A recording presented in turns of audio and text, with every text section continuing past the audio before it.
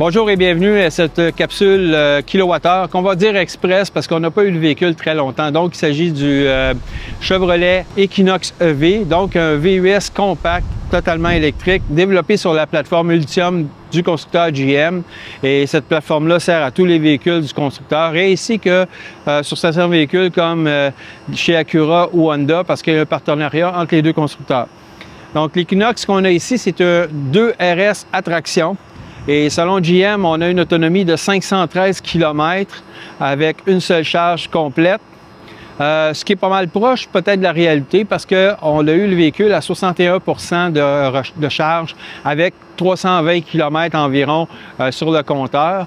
Et on vient de terminer une recharge sur une borne de 180 kW du circuit électrique. Ça a pris presque 24 minutes pour passer de 41 % à 80 %. Et puis, on a eu le véhicule seulement pendant une journée, donc on va se limiter seulement à les premières impressions de conduite. On aura sûrement la possibilité d'en parler plus tard dans une autre capsule, alors qu'on aura le véhicule pendant plus longtemps, soit pendant une semaine.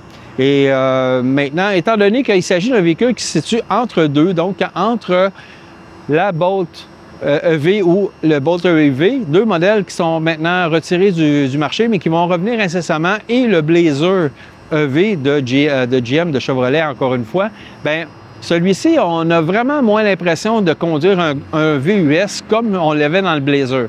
On a vraiment l'impression de conduire une berline, soit une berline intermédiaire, mais on n'a pas cette impression-là de hauteur à la conduite.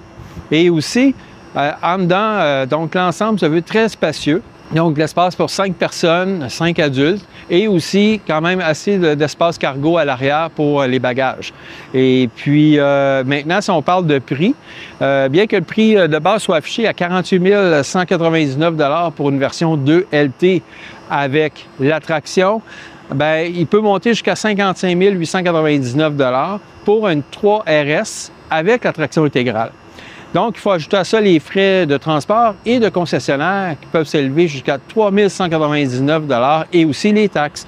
Donc, le véhicule est admissible au rabais fédéral de 5 000 $, mais aussi au rabais du gouvernement du Québec de 7 000 $, mais qui va descendre à 4 000 $ après le 1er janvier. Donc, évidemment, tous les rabais sont calculés après les taxes. Alors, on espère que cette capsule sur le Chevrolet Equinox EV 2024 vous a plu et on vous dit à la prochaine fois.